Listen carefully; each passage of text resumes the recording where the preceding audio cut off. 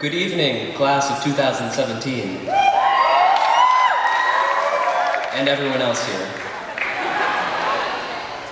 People have said the key to a good speech is brevity. But people have also said that socks don't go well with sandals. And after 4 years here, I would be foolish not to disregard both. But this speech need be no longer than a sentence. Live your life and live it well. A wise man once told me, titrations build character. In layman's terms, a titration is a method of adding a known concentration of one substance to an unknown concentration of another substance. But that's just science mumbo-jumbo. Typically, an indicator will turn the solution slightly pink when the reaction is complete. The problem is, one drop can make or break the experiment. It's like the evil Louisiana hot sauce. I did one such experiment last year in AP Chemistry, and I stayed in that class until 6 o'clock at night. Now, don't worry, it wasn't against my own will. I could have left and finished another day, but I wanted to be done with that and live my life. The wise man who told me that was Mr. Camera.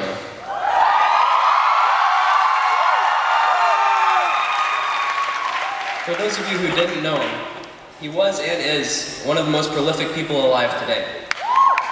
What he said is true. Titrations do build character, but it doesn't end with titrations. Everything in this world affects you, but the truly difficult things form you.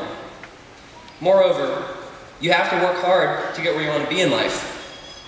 Everything was meant to be a way station for something greater, so don't settle and allow your life to stagnate. Thankfully, very few things actually require talent, so never let that be an excuse. Except, perhaps, if your dream is to get a 100 on a Miss Miranda paper. In which case, I have no advice. For everything else, hard work is what separates the prolific from the pitiful. And thankfully, hard work is freely accessible to all those who seek it. Many of you have asked what my secret is. It's just hard work. That's all. It's available to all of you. Whatever your titrations may be, let them mold your humanity. Live your life and live it well. But in antithesis to my last point, and I am allowed to contradict myself a little, there is such a thing as trying too hard. Our society encourages perfection, getting ahead, being the best, but that's not always a good thing. By all means, never diminish the importance of hard work, or else my first section of the speech was meaningless. But also don't sacrifice your integrity for overachievement. There's extreme value in relaxing and resting. Work hard for the things you want, but never, ever pursue things that other people want you to want. There is a difference. As a personal anecdote, I am a perfectionist. Surprise. It may have been useful in some ways, but at great personal cost.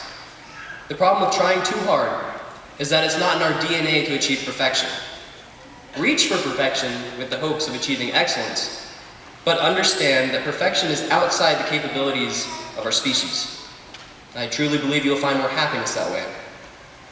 And in the same way, never be afraid of reaching for something you want to do because of fear. The only thing to fear in this world is fear itself if you're FDR, and for everyone else, it's death.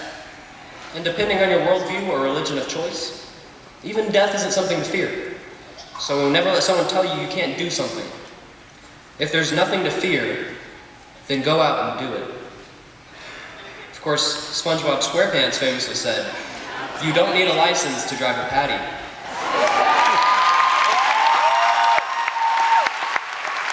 Live your life and live it well. Finally, I wish to share William Ernest Henley's Invictus, a poem that puts everything so beautifully, because sometimes the works of artists in the past can put it so much better than we can.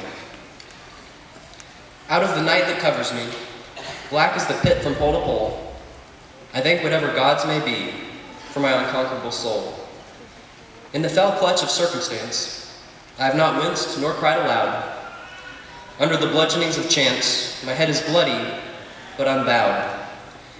Beyond this place of wrath and tears, looms but the horror of the shade.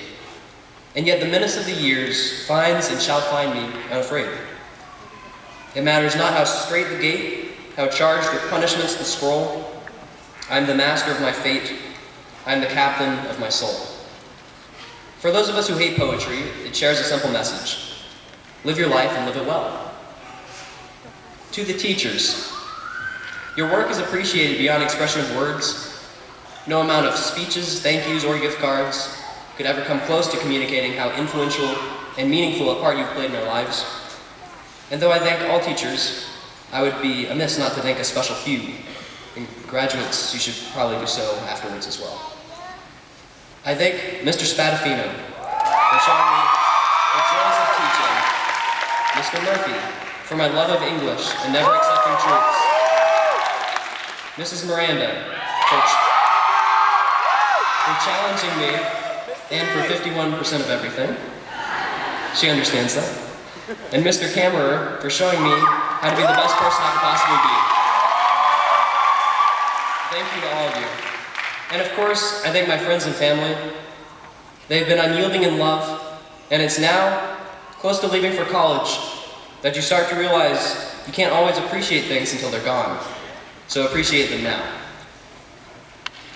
Graduates, class of 2017, stare into the eyes of challenge with a smug grin. You are limited only by the unlimited bounds of your imaginations, the insatiable depths of your souls. Live in the now, and the future and past will take care of themselves. And lastly, make yourselves proud. Do what you wish to do in life. I have been honored to be a part of your lives, and that's not just something I write in a speech to sound good. It's something I mean. You've all touched me in a unique and special way, and I will forever love being called your classmate, valedictorian, and friend. I love every one of you and will be rooting for you. I always have been. Live your life and live it well, and as the great Michael Scott once said, may your hats fly as high as your dreams. Congratulations, class of 2017. Let's go graduate.